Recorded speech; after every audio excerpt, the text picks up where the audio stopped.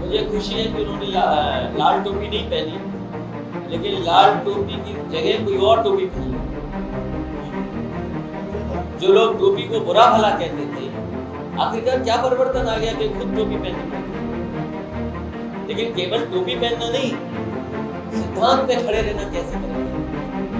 Bharatiya Janata party के लोग कम से कम उस सिद्धांत पे कैसे खड़े होंगे। लोकतंत्र बचाने दुनिया में जहां जहां क्रांति हुई वो लाल रंग में हुई, परिवर्तन के लिए हुई।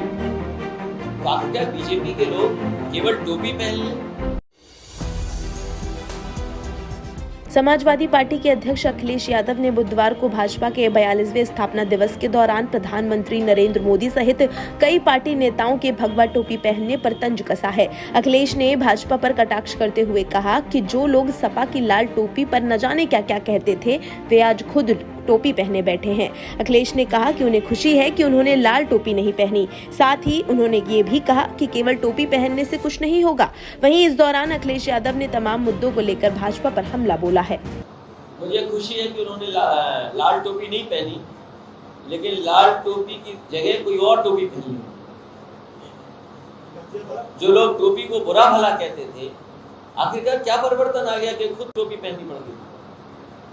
लेकिन केवल टोपी पहनना नहीं, सिद्धांत पे खड़े रहना कैसे करेंगे। भारतीय जनता पार्टी के लोग कम से कम उस सिद्धांत पे कैसे खड़े होंगे। लोकतंत्र बचाने दुनिया में जहां जहां क्रांति हुई वो लाल रंग में हुई, परिवर्तन के लिए हुई। तो आखिरकार बीजेपी के लोग केवल टोपी पहन लें। वैसे तो ब्याज की लूट हो रही है बैंकों में। जब से भारतीय जनता पार्टी की सरकार आई है, लगातार बैंकों का ब्याज कम हो रहा है, ब्याज की लूट हो रही है। और अभी सुनने में आ रहा है कि कानपुर में जो लॉकर्स हैं, जो सबसे ज्यादा सुरक्षित होती हैं, उनकी लूट हो गई। ब्याज की लूट, लॉकर की लूट। हम तो अपील करेंगे जनता से, जिन जिन के लॉकर हैं, कम से कम अपने लॉकर चेक कर लें। इस भरोसे में न बैठे कि लॉकर से चोरी नहीं हो सकती, लॉकर से लूट नहीं हो सकती।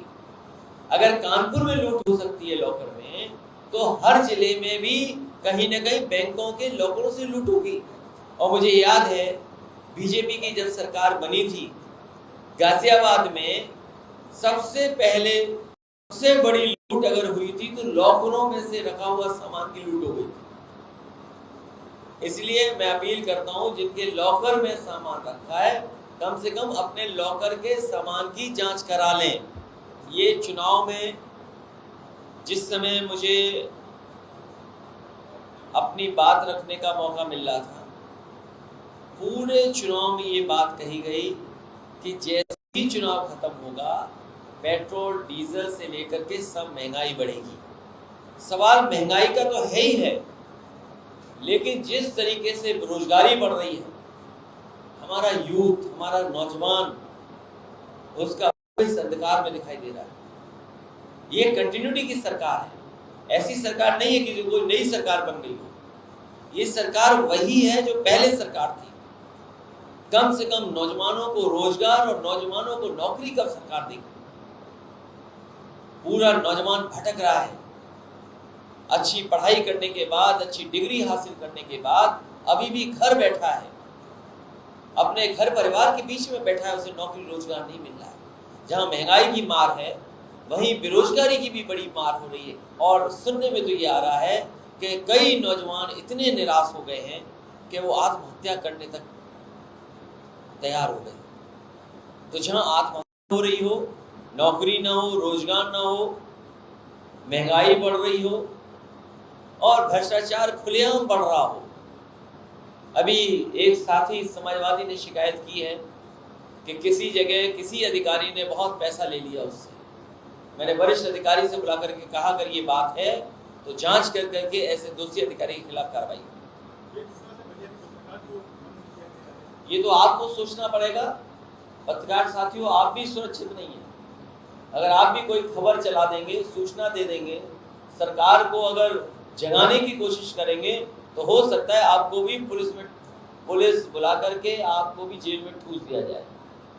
और दुख तब है जब किस तरीके से उस पत्रकार के बच्चे रो रहे, परिवार के लोग दुखी हैं, उसकी माँ कितनी दुखी है सोचिए।